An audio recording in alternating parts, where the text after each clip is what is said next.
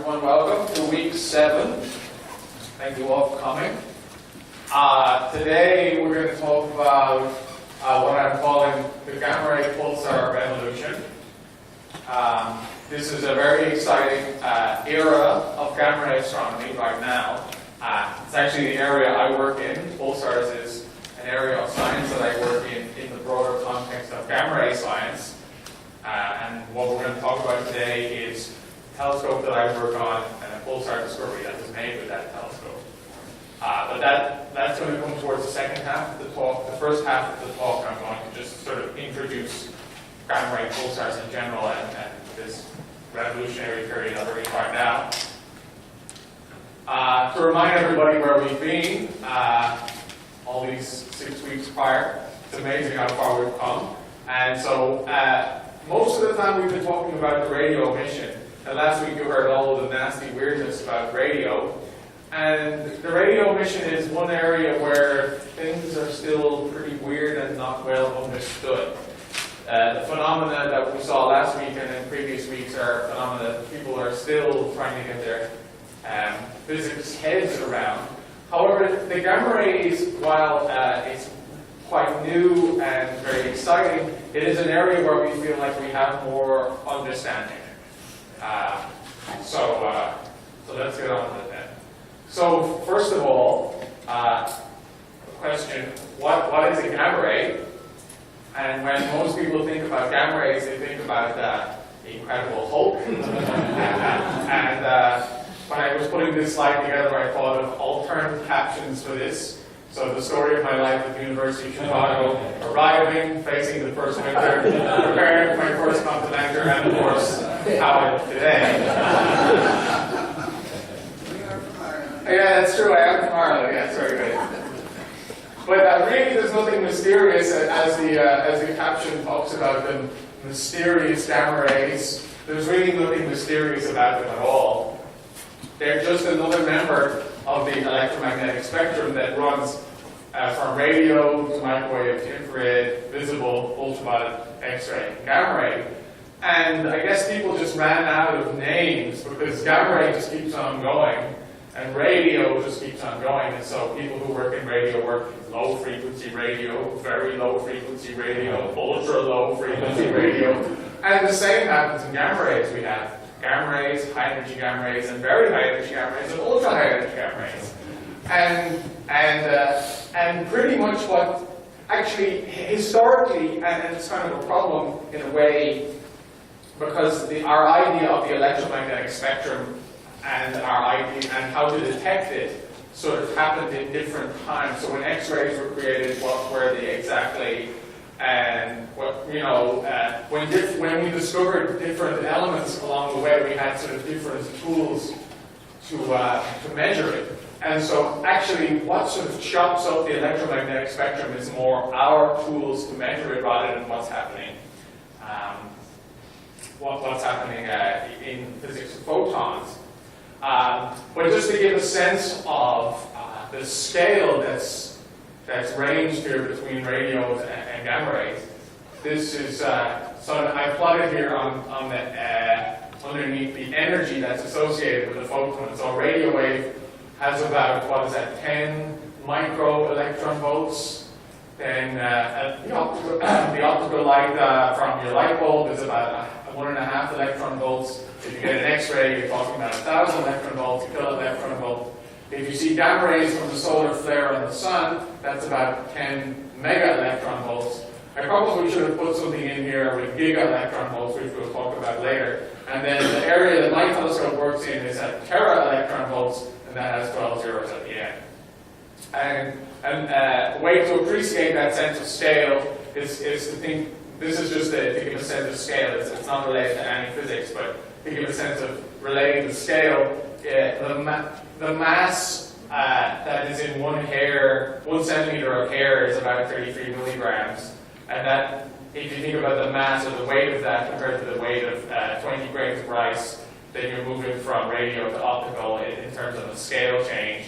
20 grains of rice to a can of soda that's going to your X-rays, a can of soda to the Sunnybrook 31 WS trailer is going into the MEVs, and the Empire State Building is in the sort of area. So the amount of mass that's packed into a centimeter of air, if you equate that to the amount of mass in the Empire State Building, that's the sort of range of energies we span going from radio waves all the way up to the tera-electron volt gamma rays, which is what my telescope detects. And so the energy in the GeV, which is where the pulsars mostly are, so it's in this gap in here, the energy in the TeV gamma ray is the same as that many radio photons. So that's, I guess, what is that, 12, 13 zeros. So if you are a pulsar and you are going to decide, how am I going to dispense my energy? You can decide, I'll shoot out one gamma ray, or I'll shoot out 10 with 12 zero radio photons. So you can really lose a lot of radio photons and not really notice. But if you're going to lose a gamma ray, you really have to put your energy into that process. And so what processes make gamma rays? And so this is a slide that people have seen before. Gamma rays are all non-thermal. You can't make stuff heat up and make gamma rays. They all have to be created with sort of particle physics situations, accelerated particles. So very common, although not so relevant for pulsars in this talk, is what's called synchrotron radiation, where an accelerated particle spirals around a magnetic field, and that radiates photons, and they can reach gamma ray energies. For pulsars, particularly important is this mechanism called curvature radiation. And this is quite like synchrotron. We've talked about this slide before. This is quite like synchrotron, except rather than the particle spiraling around, it just curves up directly along the field. And the photons that come out from this accelerated particle come out sort of straight ahead rather than spiral around. But not as energetic. No, well, there's a spectrum of energies that come from synchrotron and a spectrum of energies that come from curvature. And the curvature stuff gets a bit higher in energy than the synchrotron stuff, but they still have a wide spectrum, so they do overlap. Now, other important things, which we'll talk about a bit more in detail throughout the hour, is that when you're dealing with photons of gamma ray energies, things get kind of particle physicsy.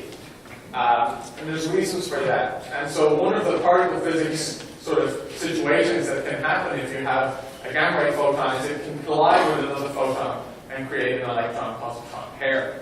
We talked about this in detail, but it's very, well not in detail, but I've mentioned it several times throughout the series. This is an incredibly important process, and it's a consequence of the energy mass relation E equals mc squared. The energy that's contained in these photons is turned into the mass of these two particles, and because you make a positron and electron, the resulting charge is zero, just as in the initial state, the resulting charge was zero. And a similar situation can happen with a single photon if you happen to have a strong magnetic field nearby. So a single photon can interact with a magnetic field and make a pair. And we talked about this happening at the polar cap of pulsars, and that's how you make these pair cascades. And it's these pairs that fill the magnetosphere and create this magnetosphere. Now, a very important process that I haven't introduced, but it's analogous to this one, it's exactly the same, is in the field of an atom. So here I've drawn a cartoon atom with a sort of a nucleus, and this is supposed to represent the electric field, and these are electrons that are orbiting the field, and a photon can come in, interact with the field of this nucleus, and also make a pair. So these are different ways you can make pairs with an energetic photon. Now, just to remind people, we've talked about the emission from pulsars in great detail, but just to keep everybody on the same page, we believe that the radio emission is coming in this cone, this lighthouse-like cone that emanates from the pole. And part of the reason for that is that, well, the beams we see are, well, last week was sort of upturning that idea, but they're more or less like a pulse, a narrowish pulse. And they're very bright in radio, and you need to exploit coherence to get radio that bright. And so a place where you can get coherence is if the particles are moving along the almost collinear magnetic field lines as they emanate from the pole, and they radiate with this coherent coherence, and this coherence is an n squared effect. So if you have 10 particles, then you get 100, or if you have 3 particles, you get 9 photons. That's how it scales. However, what we're talking about today is mainly the gamma ray emission. Gamma rays are emitted incoherently. A single electron makes a single photon, and we believe this happens higher up in the magnetosphere where the magnetic field lines are curved quite a bit, and so a single electron can shoot off a photon, and then later on that same electron or another one can shoot off another photon. And so you end up with this fan emission beam, a beam that comes out like a fan rather than like a straight beam. And you can also, from the same polar region, get emission that comes sort of in the opposite direction, so that the beam can almost be like completely around, completely outwards. And another important thing, which I said before, but it's worth repeating again, is because of this mechanism that gamma rays can interact with the magnetic field and make a pair.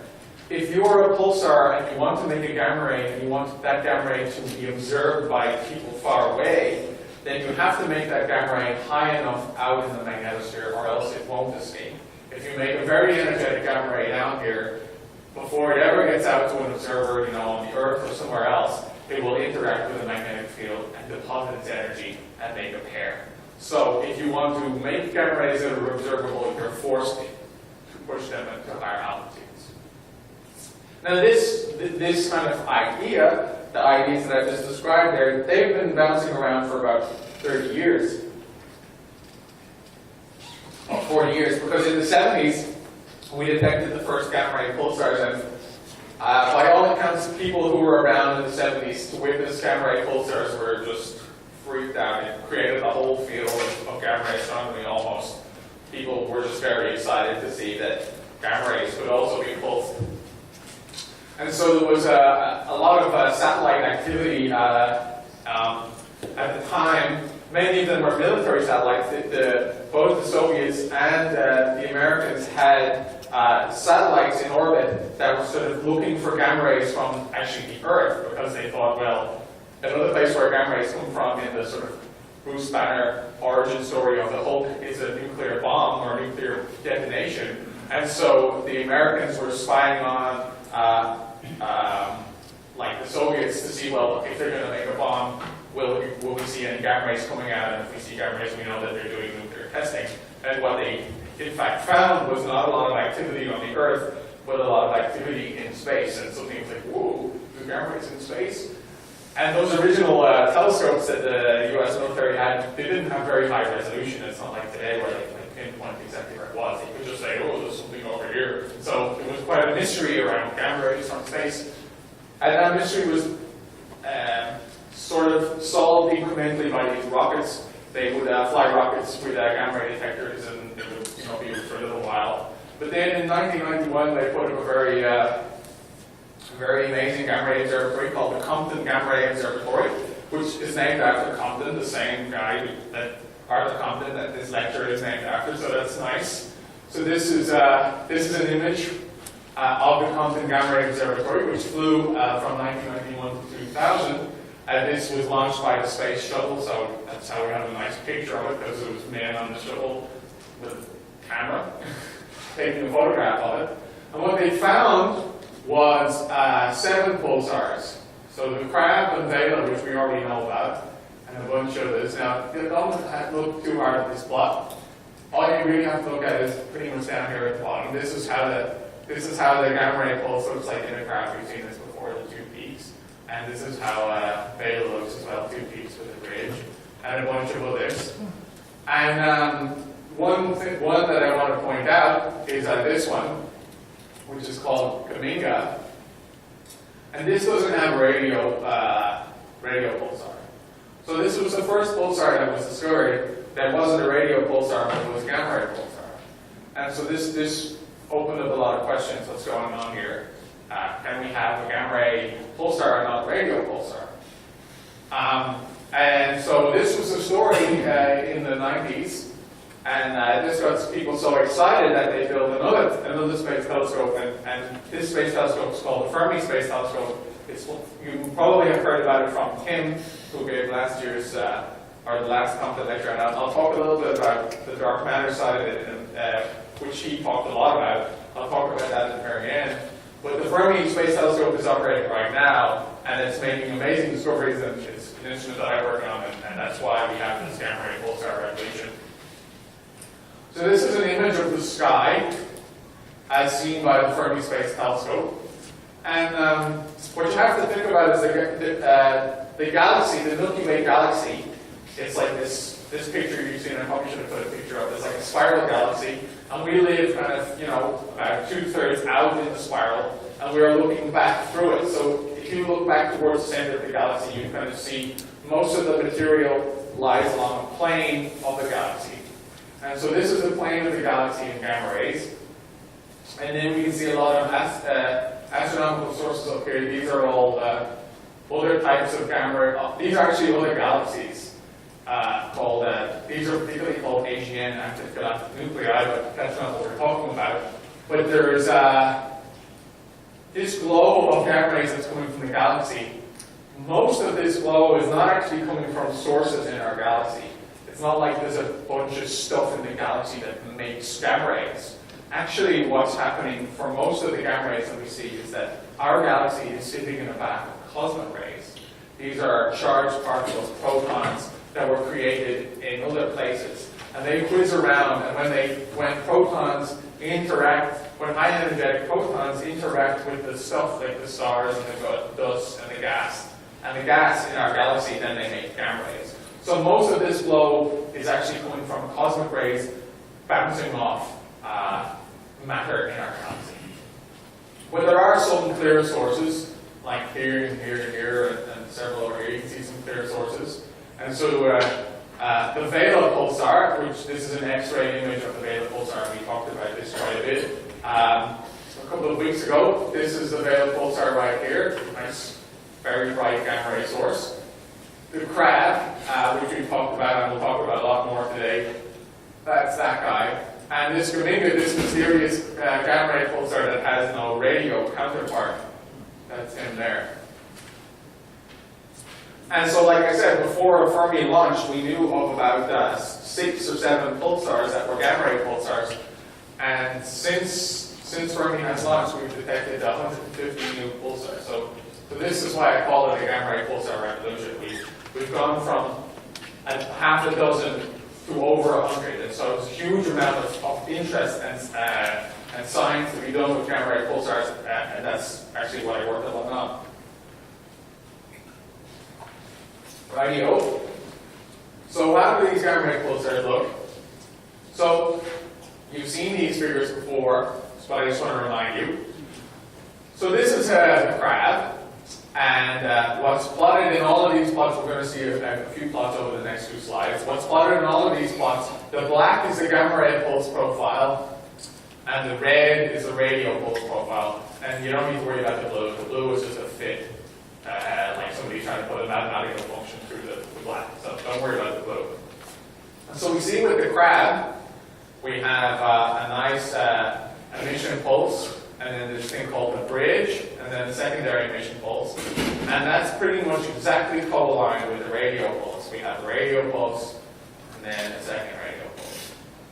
In the case of Vela, we only have one radio pulse. It's a nice, sharp radio pulse.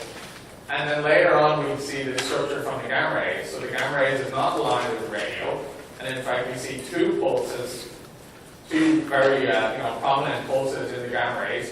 And then we also see this sort of little hump in the bridge. So this sort of region of activity between the two pulses has also this shape. And now Gaminga, which hasn't got a radio counterpart at all, so there's no red on this diagram, it has this two peaks with a bridge again. So we can see already kind of 3 kind of examples here. We have radio aligned with the gamma rays, radio not aligned with the gamma rays, and no radio at all. But the gamma rays more or less look the same. Like, the gamma rays don't look terribly different. They both have 2 prominent peaks and a bridge. So that's what we knew about before Fermi. Now, here's a picture of some that we know about since Fermi. Now, there's a lot up here, so I'm going to go through them one at a time. So just bear with me. Let's think of the top. The top are all radio quiet. So there's no radio pulsar that we know of, and our radio colleagues have stared very hard at these guys and haven't seen anything, so it's not there. And then this is the kind of pulse profiles we can see. We see what is maybe two peaks with a bridge very close together, or maybe one fat peak. This is certainly a case where it looks like just one fat peak. And then this is a case where we have two pretty narrow peaks and no bridge. So this is like the zoology of gamma ray pulsars. However, here are radio, so these guys, I picked these because they look almost exactly the same. They have, this fella has again like two sort of peaks close together, one fat peak and two widely spaced narrow peaks. And each one of these has a radio emission. So it's, a picture isn't forming so clearly. Like here you have two identical looking gamma ray pulsars. One of them has no radio and one of them has radio. And then the bottom here is just, I thought I considered this bottom to be honorable mentions. So let's just look at this guy over in the corner here, and let's just look at the gamma rays. Here we see probably 3 peaks in the gamma rays, or maybe even 4. There's like a shoulder on that guy, and then another guy, and then a very sharp peak here, not aligned with its radio. The radio comes in differently. Now here's a guy almost like a crab in that the radio, the red and the black are pretty overlaid. And then another case where the radio has 2 pretty sharp radio peaks, and the gamma ray is aligned with one of them and not aligned with it. Well, actually there is actually, you can see there's a red, there's actually 3 radio peaks here, a radio peak, and then another radio peak, and then a fat small one that's overlaid very much. So this red radio peak is matching very nicely the gamma rays, but this very bright narrow radio peak is not related to the gamma rays. So this is now when we've gone from that blue slide earlier on that Dave Thompson made with our great knowledge of gamma ray pulsars, and now we have 150 that we have mentioned in great detail. And we're trying to figure out what's going on. So all corrected for time of flight? Yeah. So what do you mean by that exactly? Is there a difference in propagation delay for higher energy? Why would you ask that question? Well, because higher energy has more gravitational force, I would imagine the sources. That's a very good question. That one, it's something I am going to talk about, but it is research I do. And actually, one thing I am trying to do is measure if the speed of light is constant at high energies. Everybody who has measured the speed of light has used lasers and radio and all the rest of that, but it's not very easy to get, a gamma ray beam and bounce it across the laboratory and measure the speed of light. And so one of the things I work on is trying to, and I'm not talking about this at all, but one of the things I do work on is trying to measure if the speed of light for high energy gamma rays is the same. It's a test that hasn't been done because it's difficult to do. But all these, like a very sharp peak like that, at a galactic distance, like hundreds of light years away, that'll give you a good test. So that's not what I'm talking about. But no, this is all, to answer your question, this is all corrected for all whatever effects, like the gamma ray clock and the radio clock are synchronized properly, and all of that sort of timing nastiness, which I'll talk about next week actually. No, we don't have one next week, the week after. I will talk about timing nastiness in 2 weeks' time, but all that timing nastiness has been taken out. So this is really what's coming off the pulsar. So again, how to make sense of all of this. So where am I going? So just to remind you all that one of the reasons why we think this is happening again is because the radio is coming out in this kind of lighthouse-like beam, and the gamma ray is coming out at sort of all sorts of geometries. And you can maybe imagine scenarios where depending on the geometry of the magnetosphere and the orientation of the spin axis to the magnetic axis and all the rest of that, you can maybe imagine scenarios where the gamma ray is one aspect. Because one of the things, like, remember, I'm only showing you one pole here. There's a second pole that's shooting stuff out this way too. And if you have situation like this where a single pole can shoot stuff out almost in both directions, and down here you have the same thing, a single pole shooting out in both directions, you can imagine situations where certain features in this area will co-add with features in this area when it all spins around and it all kind of emanates. Whereas the radio just comes out of that, we believe, is just one thing. So how people make sense of this? This is something I showed a couple of weeks ago. People physicists like to put things in jars or boxes or spheres. And so this is a sort of a cartoon of how we think the pulsar emission geometry looks. So you have the neutron star here. This is the magnetic axis here. This is the spin axis. This is the sort of standard poloidal magnetic field lines like out of a bar magnet.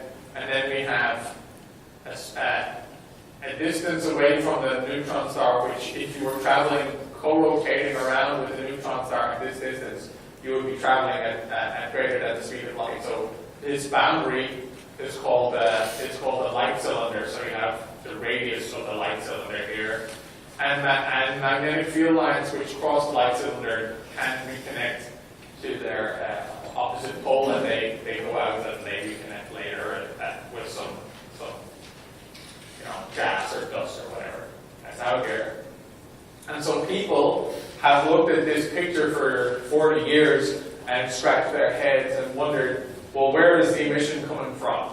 And so the first idea was that it was coming from the polar cap, and that's where we still think the radio is coming from. And maybe some gamma rays are coming from the polar cap, although remember, if you're coming from the polar cap, you have to cross all this magnetic activity in order to escape. So it's difficult to if you're a gamma ray and you're created down here, it's very difficult to escape because you're going to bump into the magnetic field and make air. Then people postulated, well, this is called the slot gap. I don't know if you can see it down here, this green slice here. And this is a thin slice between the last closed field line and the first open field line. And people argued, oh well, maybe there's a way that we can make emission in this region, in the slot gap. And then the most favored these days. So if you follow if you're like a science historian and you want to follow like the way the history of pulsar research has gone, the emission region has progressively moved further away. So it first started off at the polar cap, then it moved into the slot gap.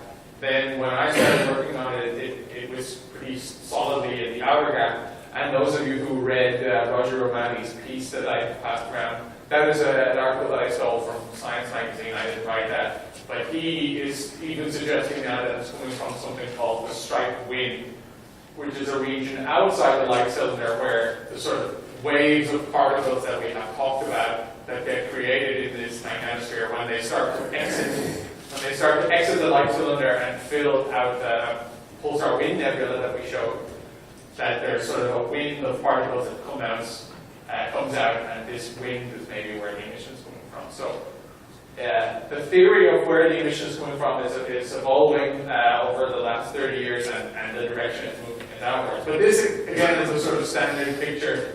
And so people ask these questions: is it the polar cap, the outer gap, outside the light cylinder? What is the magnetic dipole angle with relation to the spin angle? What is our viewing angle with relation to all of that? And then I'll talk about this later, so never mind that. So people put all everything we know about particles, everything we know about electrodynamics, and they put it in a big simulation, and they come out with a prediction of how things should look. So this is just one prediction. So imagine this map as just a map of the Earth. And so, the Earth is really a sphere, but when we project it on Google Maps, we flatten it out. And so what I want you to imagine then is, okay, if we flew across the globe along this slice or on this slice, what would the terrain below you look like? And so you can go back to this now and say, okay, if we happen to be viewing the pulsar emission along this slice, what would it look like? So the blue, and then this extended region here, and the reason it's not so accurate is because it's the radio, and people don't know anything about the radio, like we said last week. But anyway, we think the radio is coming out here, so if you slice across this way, you're going to see the radio. And now let's just say if you were looking at the outer gap, the red, so the red here is this sort of band here. So if we cut across just this slice here, we might see one fat pulse from the outer gap. But if we cut lower down, we might see a pulse, and maybe a bridge, and then another pulse. And so people make these. So this is for one fixed magnetic inclination axis. So the magnetic inclination axis, I guess, is fixed here at maybe 45 degrees or something like that. So the only free parameter here is our viewing line of sight. So people put everything we know about pulsar magnetospheres and particle acceleration, and they put all that, and they try to make these plots. And then we come along with the data, and we try and see. And so this is like, I showed you the same sort of thing with the radio pulsar, although the radio, when people suggested that the radio beam looked like this, wasn't so well motivated, they just kind of threw it in an ad hoc sense. But now we have all these shapes, and we're trying to, fit them. And so basically, between the sort of slot cap, the outer gap, and the polar cap, basically, they work about a third of the time on different ones. So the polar cap works on 1/3, the outer gap works on another third, and the slot cap works on another third. So no consistent picture has emerged. Everybody is still in the race, more or less, except the polar cap is really not in the race anymore for the gamma rays, for exactly the reason I told you that the gamma rays won't escape. Okay, and so why we can do this, why we can play this game with the gamma rays and expect it to actually make sense is because of the energetics. So like what I've already said, that the energy in a 1 GeV gamma ray is the same as that many radio photons. And so if you look at the power, how much power is energy per second, how much energy per second is coming out of gamma rays, and how much energy per second is the neutron star spinning down, so it's losing energy. So the gamma rays are a substantial fraction of the spin down energy, 10 to 30, 50% of pulsars. Of the power that we see in gamma rays is coming right out of the rotation power. So this is a huge energy loss. This is what's slowing the gamma rays. This is what's slowing the pulsar down. The other stuff that's slowing the pulsar down is making the pairs. So when you make those pairs have mass. That mass is energy. So in order to make the pairs to keep the magnetosphere going, you have to deposit a lot of energy into that.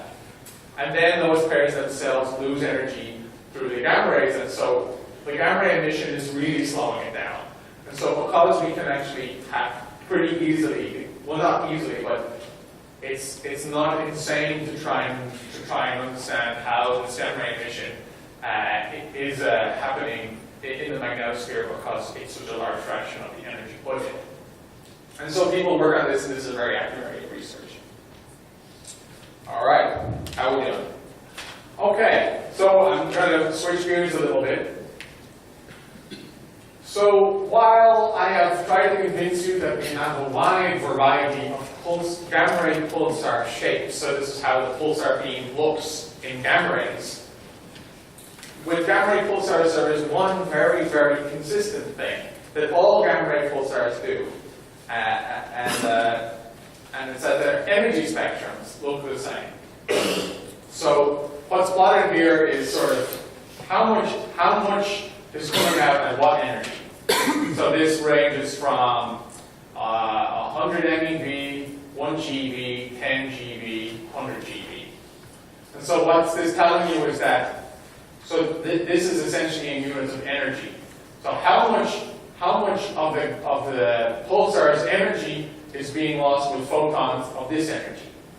And so you can see that most of the pulsar energy is coming out around 1, 2, 3 GeV or so. Here it's saying 1, 2, 3 GeV. And then after that it stops making gamma rays. The gamma rays all seem to cut off. And this looks the same for all 150 pulsars at all points. So this tells us, I kind of went overboard, okay? This tells us some very important stuff. Maybe I went overboard because this is precisely the physics question I work on in my own research. But the shape of the emission spectra is the same for all gamma ray pulsars. It's independent of the age, the rotation frequency slowdown, the magnetic field strength, whether it's a radio quiet or a radio loud gamma ray pulsar, whether it's a millisecond pulsar, it's the same everywhere. And so this, when stuff is the same across a lot of different scenarios, a physicist tells you there's a law. There's some law, like there's a physics law underneath there that we're trying to find. So one part of that law, whatever it is, that makes this happen, that makes them all the same. It suggests that the gamma ray emission mechanism, so the thing that's making the gamma rays, is the same for all pulsars.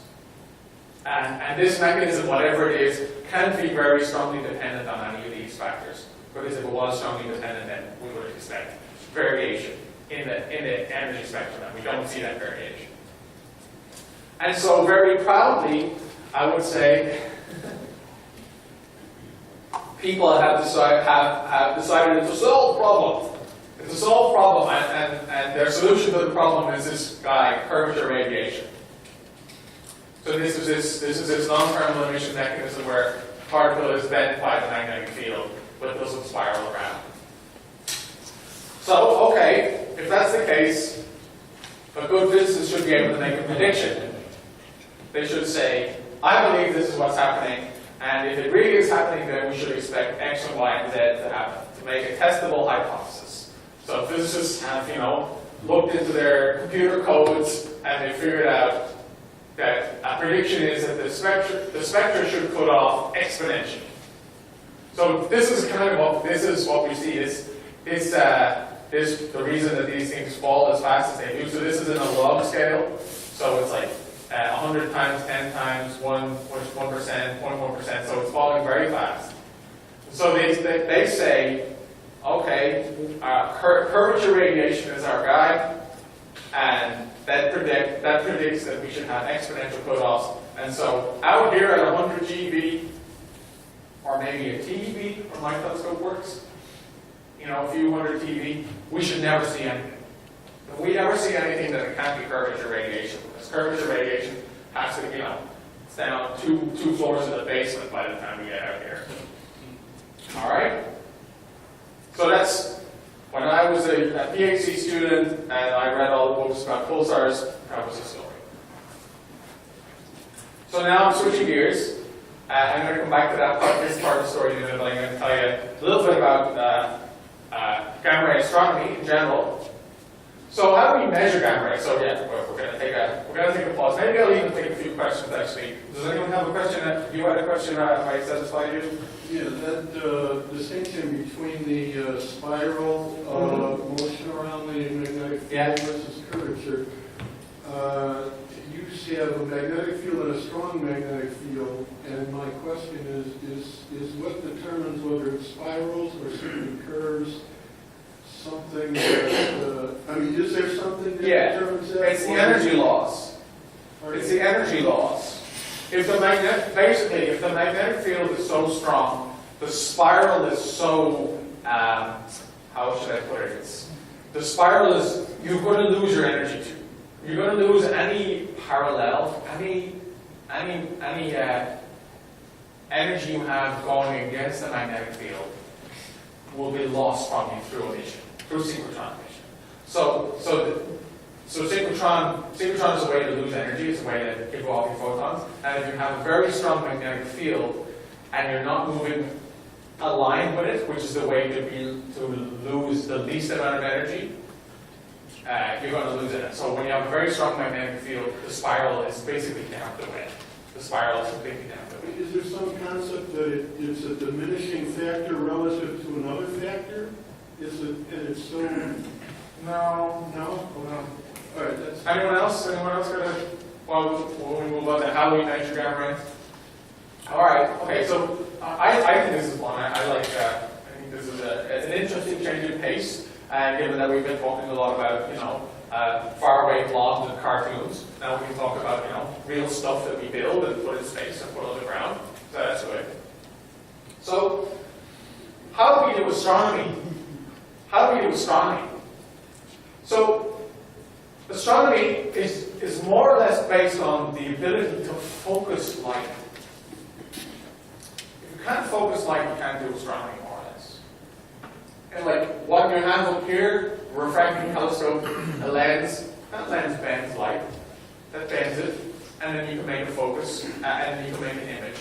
So astronomy exists in the origin, in the like when we invented optical astronomy long ago, when the only focusing instrument we had was our eyeball, and then later on we've made lenses and we made mirrors, and so when people think of astronomy, they think of optical astronomy because the optical light is the stuff that we developed the tools for first, like a mirror or like a refracting telescope.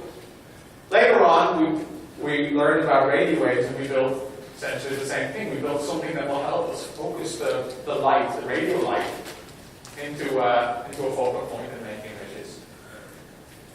Now, when you get higher in energy, when you're away from radio and when you're away from the optical, when you start getting into the X-rays, you start having a bit of a problem. Because what do you use to focus what material do you use to focus your light? If suddenly your energy in the photon is a sort of so much energy that rather than bouncing off something and getting focused to the focal point, it just like bashes into it, smacks into it, maybe even disrupts it or damages it. So the highest energy that we can focus and make a focusing telescope is hard X-rays, a couple of keV or so, dozens of keV. And in order to do that, so this is a telescope that was put in space about 2 years ago called NuSTAR. This is the highest energy focusing telescope we have. And the thing that focuses it is here. And the thing that it focuses onto is down here. And this is about 30 meters in distance. This is called grazing incidence optics. And so up here, rather than having kind of a traditional kind of mirror where you almost completely change the direction, like a photon's coming in and it bounces right off.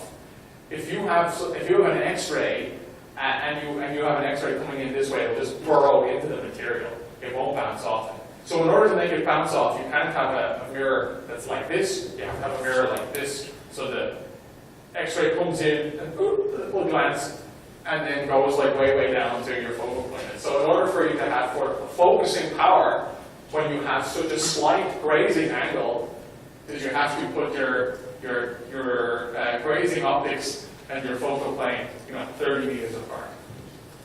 And we can do that with X-rays. Once you get into X-rays, the show is over.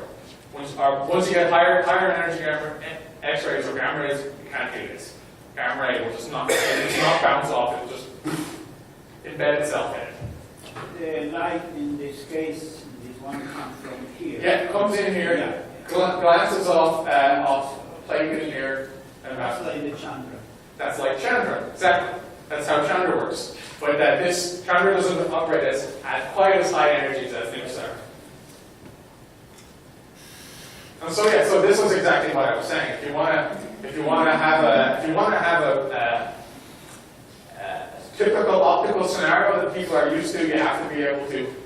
Your photons have to be able to come in, wiggle the material up and down, and then they come out again. And if the frequency of these photons is high enough, the energies of these is high enough that it isn't going to wiggle these up and down and get re-radiated and bounce off. It's just going to smack into them and actually do some kind of particle physics, like what happens at the LHC and stuff. So that's two reasons why radio and optical are easy, and X-ray and gamma ray is hard. And the reason I have to kind of talk about all this is, as a gamma ray person, I'm sort of on the sidelines of the astronomy community. Oh, I'm not a real astronomer because, you know, because my stuff is more like particle physics. Because we have to use the tools of particle physics to do astronomy. So there's a little bit of a mainstream counterculture kind of thing going on. And so I'm like the freak at the high energies, and I don't know any of their standard astronomy stuff. So optical and radio is easy because you can bounce them, focus them. And another reason, and it's you can do it from the ground. So this starts off at low energy here and high energy up here. And we shouldn't forget that upstairs, all above us, is a huge column of air. That's a big, big column of, that's a lot of material. A lot of material is sitting above us all the time. So anything we see has to be able to get through that material. And so what's plotted here is sort of the ability to burrow through the atmosphere. And so basically gamma rays, X-rays, ultraviolet light, unless you have a hole in the ozone layer, or the ultraviolet of course, you can't get through, you can't get down.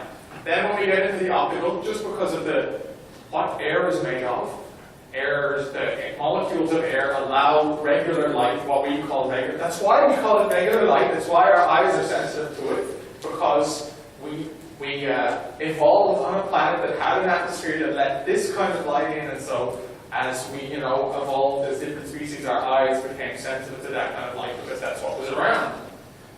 And if we grew up on a different planet with different atmosphere and different transmission, so we probably would have different X-ray eyes maybe. And then you can see there's some different bands that you can get through as you go into kind of infrared and so on.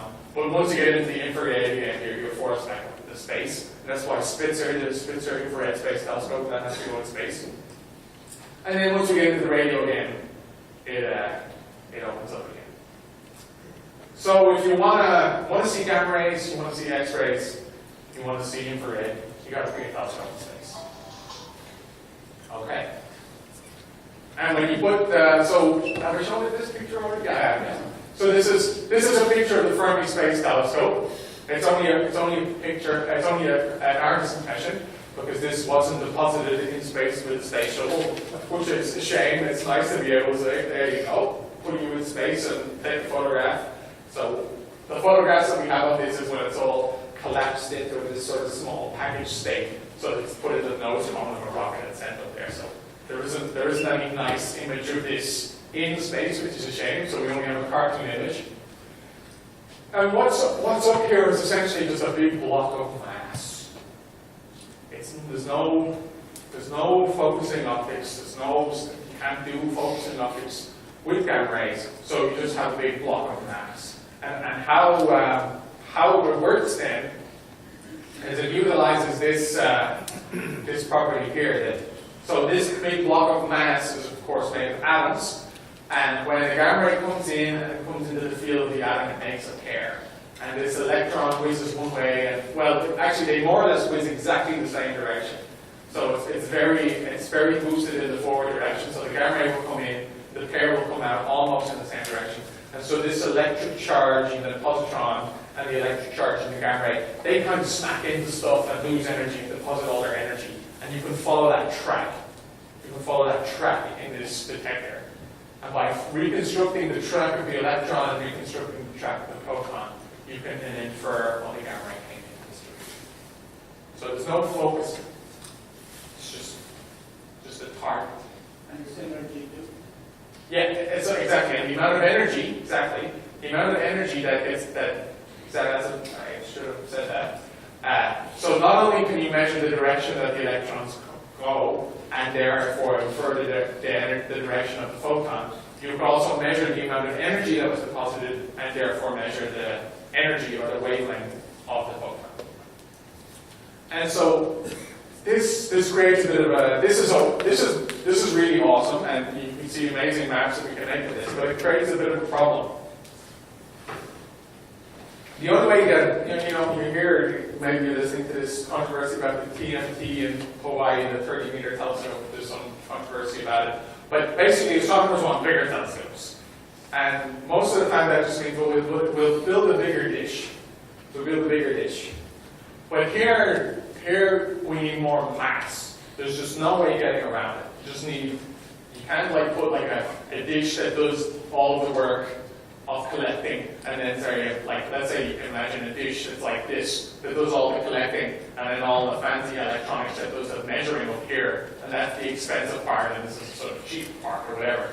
Can't do that. You just got to make this thing as big as you can. And putting big, heavy things in space is incredibly expensive. You just can't do it. So how? And here's another thing. Once these gamma rays get energetic enough, even this can't stop them. They just smack into it. They will make a pair, but the pair will exit out the back. They won't get fully stopped. Their energy won't be fully absorbed. The pair will just, deposit some energy and then exit out the back. And so you can't measure that energy because you don't know how much you captured. You capture 9%, 10%. You don't know. So you can't reconstruct the energy of more energetic photons. If you want to go higher in energy, you need bigger mass, and if you want to collect more, you need bigger mass. And putting big masses in space is incredibly expensive, so we don't do it. So we do something else. And so what I'm going to show you now is what I do my PhD on, and what I work on. And this is people have been asking me a few times, so what is it that you work on? So the next 20 minutes is, oh my goodness. I have to speed up. I've been waffling on. So this is my telescope. I shouldn't call it my telescope because there's about 100 people who work on it, but I grew up as a young PhD student on this. It's called VERTIAS, the Very Energetic Radiation Imaging Telescope Array System. In order to get funding, you have to have a good name.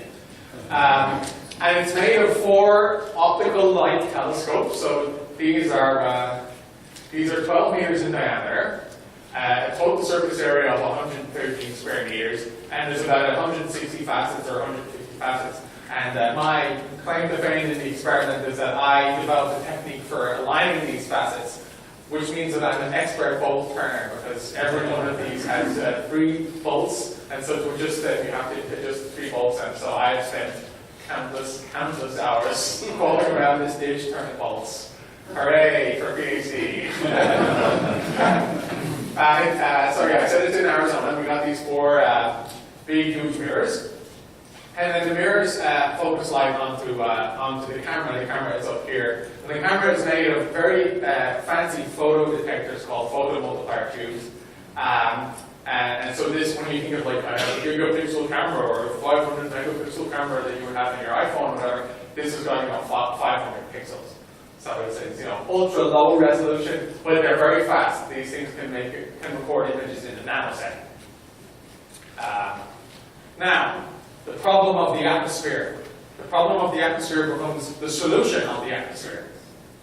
So a regular photon, if you were Newton or whoever like that, and you have your telescope and you see some star, the photon just comes in because of the nature of our atmosphere. The photon just comes all the way in. Our telescope, however, has the atmosphere, and gamma rays are going to get absorbed in the atmosphere. They don't arrive, they don't make it to the ground. But that absorption process can be viewed. We can view the absorption process. And by viewing the absorption process, we infer the gamma ray. So, same story first, gamma ray comes in, interacts with the atmosphere, so this is called an air shower. And then this air shower makes a flash of light, of regular light. Well, not regular light, but optical light, a blue flash. So we turn a gamma ray gets absorbed in the atmosphere reacts by emitting a blue flash. We observe the blue flash in our telescope, and voila, the chain is complete. And so the atmosphere is our detector. The atmosphere is our detector and our telescope. The telescope and the atmosphere coupled together to make the detector. No. And there's very interesting particle physics at work in this little diagram here. And I'm not going to show it to you because I don't have time. But yeah. So I had with my laptop and putting movies in. There we go. Movie 1. Whoa. You see, I last week I told you I had terrible trouble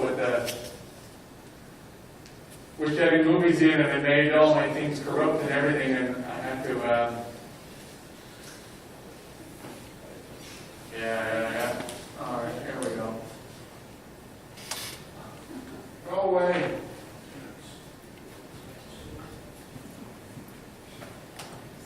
Okay, so this is an image supposed to be, I think is it Chicago, maybe? Or New York? So it's supposed to be anyway a city, and a particle comes in, and then it interacts. And you've probably seen all this before. People have surely talked about cosmic rays, and so when you have a very energetic one, like what's detected at Auger, the Auger Observatory, people have heard about that, is that the particle itself is so energetic that it can punch all the way through the atmosphere.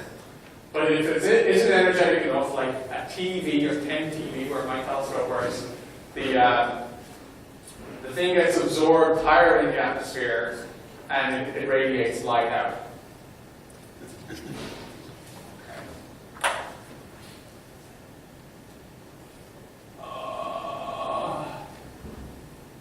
Terrible. I'm very bad.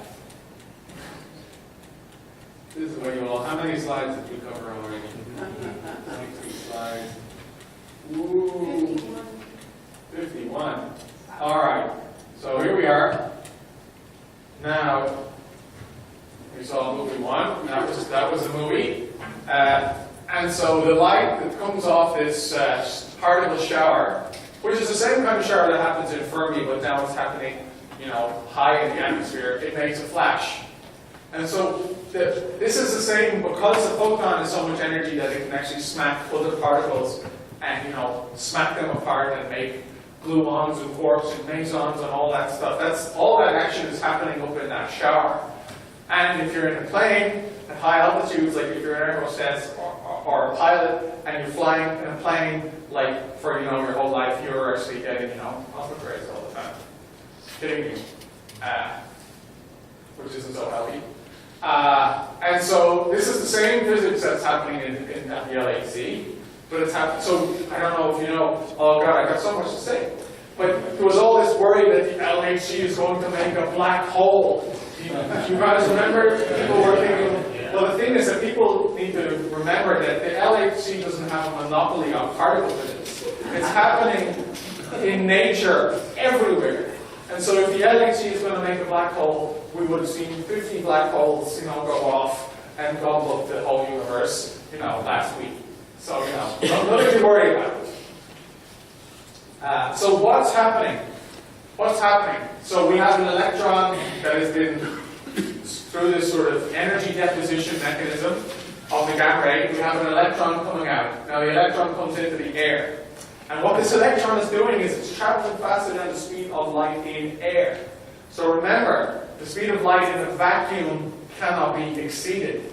But light in a medium, light in glass, light in water, light in air, that travels a little bit slower. So you could be a particle that moves faster than the speed of light in a medium, but still travels slower than the speed of light in a vacuum. And when you do that, when you're an energetic charged particle that's moving faster than the speed of light in a medium, you create a special effect. And this effect does the following. So you're a charged particle, you're moving incredibly fast, and when you enter the medium, what happens is you sort of polarize the atom. So if you remember, the atom has sort of a positive charge in the middle and a negative charge around it, like a cloud of charge around it. Well, what happens is very temporarily, the positive, if this was, say, a negative charge, if this was a negative electron, it would very temporarily push the positive charge a bit closer to it and push the negative charge away from it. And so it would polarize a bunch of atoms. And, well, now you all know about coherence from the radio emission. This is a coherent process because this is a bunch of guys who's all been polarized in the exact same way at the exact same time. So when the electron travels away now, they unpolarize, they relax, and in that relaxation process, they shoot out this blue photon, a blue flash. And then it's this blue flash that comes down and bounces off the big mirrors and into our very fast camera, and we see the blue flash. So that's called Cherenkov light, named after Pavel Cherenkov, who first saw it for the first time, and they named it after him. Good for him. And that's a big blue flash. Now, we see Cherenkov light in nuclear reactors. So this is like a nuclear reactor somewhere, I don't know where it is. Different ones. And in that nuclear reactor, there's high energy particles, and the high energy particles go into water surrounding the reactor. And as they go in the water, they do the exact same thing. But because lots and lots of particles are coming out of the nuclear reactor all the time into this water, it's a sustained blue glow rather than a blue flash. And so we can see, a friend of mine was actually at a nuclear facility for medical isotopes, and he took a photograph of himself with the Cherenkov radiation behind him, and I'm very jealous because it's awesome. And I have a movie, and it's just a movie of somebody opening the door. Basically, you've already seen it, but these images already demonstrate what you've seen. But it's like if we have a nuclear reactor with a tiny little door in it, and so everything is black, and then someone says, "Open the door," and then they open it, and then they close it again, and the particles leak out the door for a second, and they make a flash. So it's just a picture of a flash. You don't need to see it. So how does that light telescope work? So we all know now the ingredients. The gamma ray comes in, deposits energy, deposits energy to all the creates particles. All the particles go whizzing through. They're whizzing through faster than light. Because they're whizzing through faster than light, they disturb the atmosphere around them. The atmosphere around them makes a blue flash. The blue flash comes down. It goes about 150 meter radius circle on the ground. And so if you put your telescopes in there, you can see the big blue flash.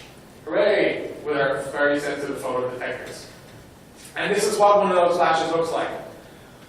So our camera, like I said, is a 500 pixel camera, and the image that we make is an image of the disturbance in the atmosphere. So the atmosphere, we're looking up, and the shower has gone through, and it's made the particles in that atmosphere there make a flash, and so we essentially see those glow for a second, or a nanosecond, maybe 5 nanoseconds. And so this is like 10 kilometers long column of air that's flashing. And so we see it's long because the shower was long and it's not so wide.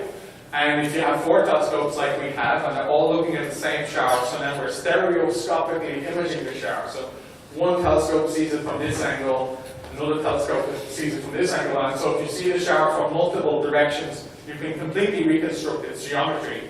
So this is the details of the details. You don't need to worry about this. Let's just skip that. You can reconstruct the geometry, measure where the gamma ray is coming from, measure the energy, and now you have a gamma ray detector on the ground, which you shouldn't have because the air gets in the way, but hazard, we use the air to our benefit.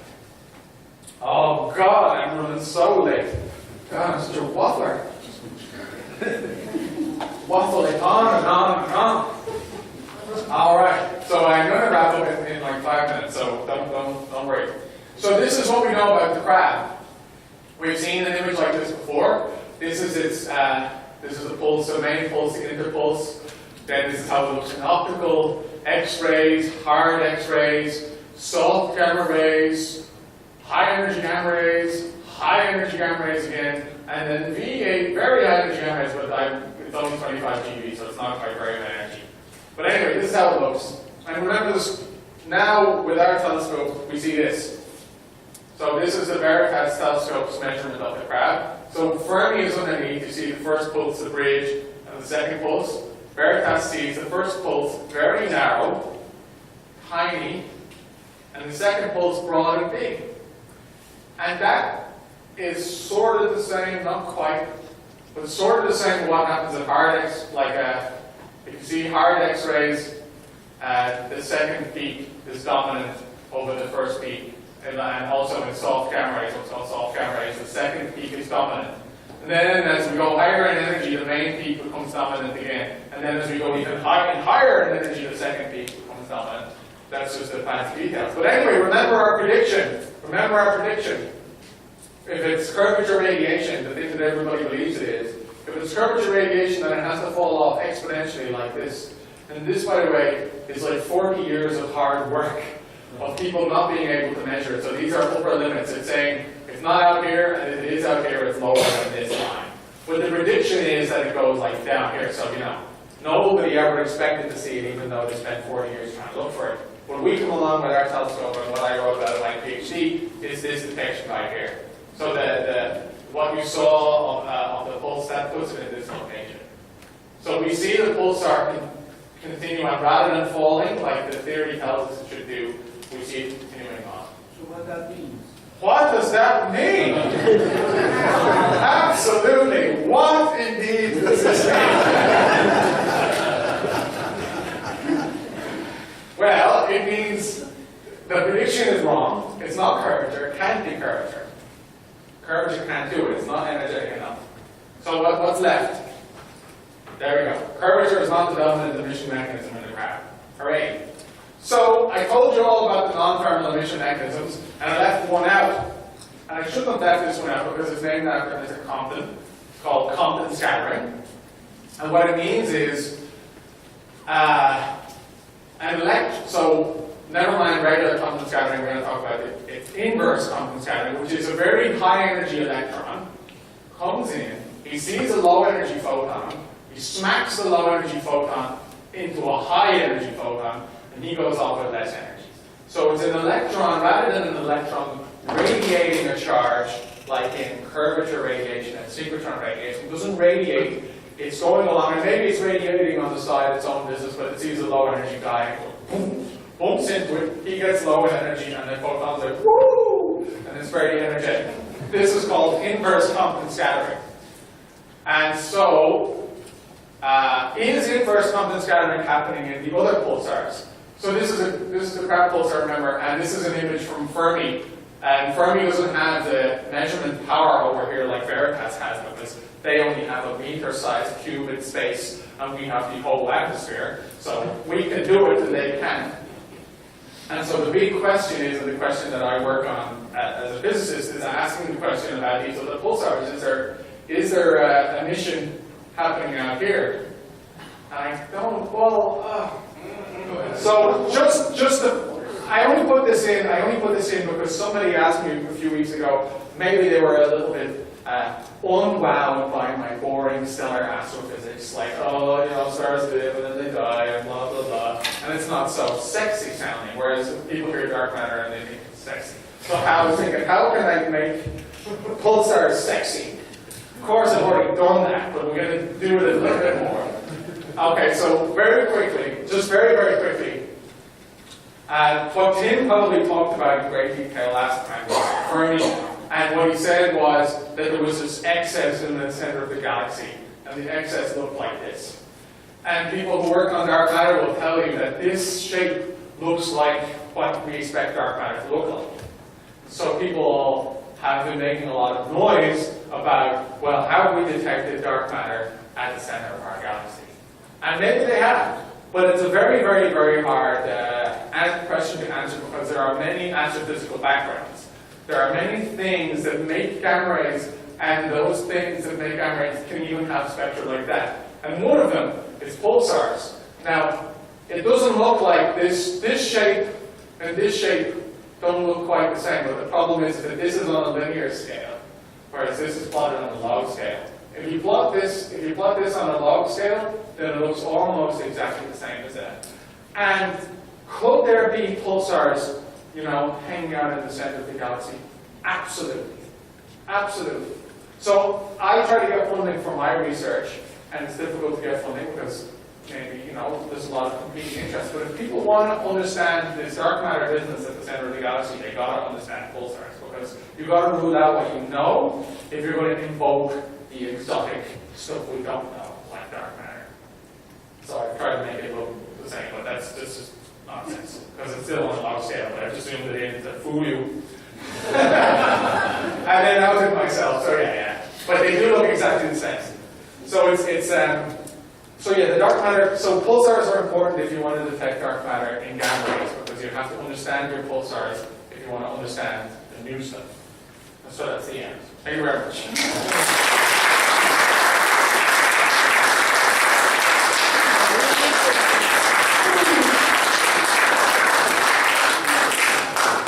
I apologize for rushing and all that, so I know some people have to leave and everything. Well, I'll take some questions now for 10 minutes. Is VERTIAS going to build 3 more? Is VERTIAS going to build 3 more?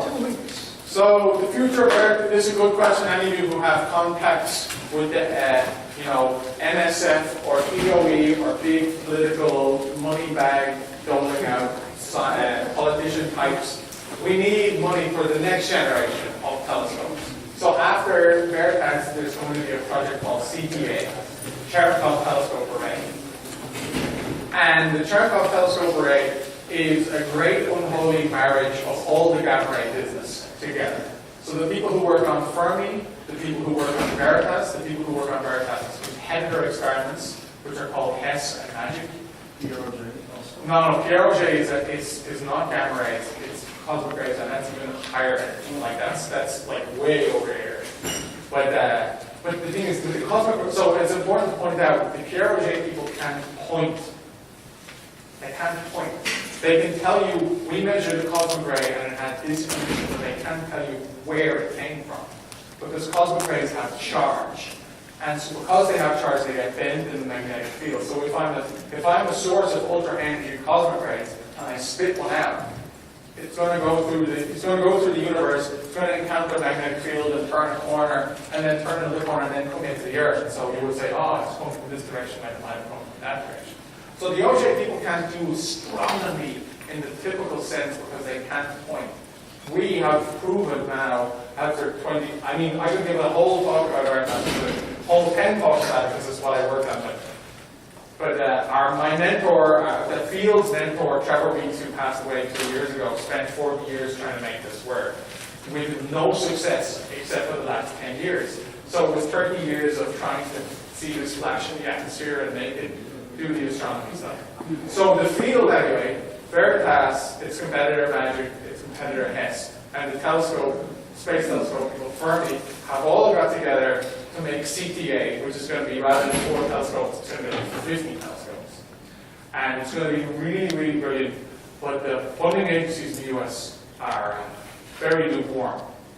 They're very, very lukewarm, and so actually it's very doubtful whether US will have an operating interest in CTA because there's no money. And so, yeah. The field that was born here by Trevor Weeks, who invented the whole field, he was the pioneer of this whole game. His legacy will sort of, in the US, will die if, well, it'll go on in CTA. Yes, sir. If not, they're also at the front or they're way down by this bottom. And how did it has to be done every day? No, it doesn't have to be done every day. So it's basically a cost benefit analysis. How crappy can your optics? So the thing we're imaging is a 10-kilometer long glowing column in the sky. We're not imaging an astrophysical source. So we don't need to have super precision optics. We're only able to be, so the optics don't need to be that precise. Well, the more precise, the better. And so if you want to make bigger telescopes, which we do, then you have to start worrying about structural deformation. Like, can you make a 15, 20 meter long beam that won't sag and make it, light enough to steer quickly and all those things. And so then you want to put active mirror aligning technology in there. For our telescopes, we recode our telescopes recode the mirrors. We take the mirrors off and we recode them about every 8 months because in Arizona we don't have a dome, so they're out in the elements getting beaten on. And so every time we recode them, that act of taking them off, putting them back on, means so we realign the mirrors about every 8 months. But I developed a technique to make it really fast. You start the middle and work out, or? How do we have like a cherry picker, like a big arm that you stand on, crane type thing. And so you basically have to navigate around the quadrupod arms, so those 4 arms that support the camera. So we don't work from the outside in, we work sort of in quadrants. So those unclosed magnetic field lines, Uh-huh. I hope I'm not getting fixated on unimportant detail, but I don't understand something like that. You said a couple times that they go off and they terminate somewhere else. Yeah. I think Dave mentioned, let's say, clock. Whatever. Something When out there. I put a magnetic marble out there, and then I measured the field lines where it connected, wouldn't that make my marble look like it doesn't follow the laws of physics? So in other words, I have an existing magnetic field around a magnetic marble. And if another field line comes into one pole to join it, it throws off the picture that I had. Yes, no? It shouldn't. I mean, if you have a bar magnet, you know, doing this, there we go, happy bar magnet living over there, and then, you know, your buddy comes over and you want to play with bar magnets and he brings his over, then some of them are going to go, yeah. But you had two. Well, yeah, this guy will still be doing his thing, but some of them will, you know, decide, oh, what's an easiest route to go? Should I go down here or should I go over here? And they'll go to the easiest place to go. The number of lines changes the strength of the field at that place, though. Yes. Yeah, but if you bring one little thing, then yeah, we'll check. All right. But in this case, this is not disconnected. Well, I mean, until this guy decides, until he returns tickets to the pole, he is. The magnetic field line travels at the speed of light, and it takes some time for him to emerge here and go here. And so, within the speed of light time that it takes to do that, it has time to decide where to go. And it could decide to go over here, if that's the easiest, quickest place to go, or if such a thing isn't here, then it'll go there. It'll find its way. I don't know how to, it's not that difficult. Or it's just straight up, you can do it. You can, you know, put your iron filings down with your magnet and look at them and then bring another magnet in and you'll see that some field lines decide not to go to the pole, but go to their plate. I just feel like you grabbed me by the tail and you're sweeping me around. Sorry. Now I had to put you and then you and then you. You said you were looking at changing the speed of light at very high energy. Yeah. Can you care to comment on that? Is this in a vacuum or what? Yes. How do you account for that? Well, no one's ever seen it. Yes, of course. No one's ever seen the speed of light in a vacuum travel at a different speed than the speed of light in a vacuum. However, nobody's ever tested it at high energies because you can. These energies that these pulsars make, 10 TeV, we can't make them. I mean, maybe we can make them in a Tevatron, but the LHC type situation, maybe we can make them. But even at higher energies, we just don't. There's no terrestrial test for that. So there is theories out there, and these theories, and I am so not going to talk about this. These theories try to join quantum mechanics to relativity, because right now they're two separate theories and they don't correlate. So there's an idea that at high enough energies, the physics at high enough energies, you need quantum mechanics and relativity to join together. And so one of the predictions of that is that high energy photons will start interacting with the quantum nature of space itself. And slow down. And maybe slow down or maybe speed up.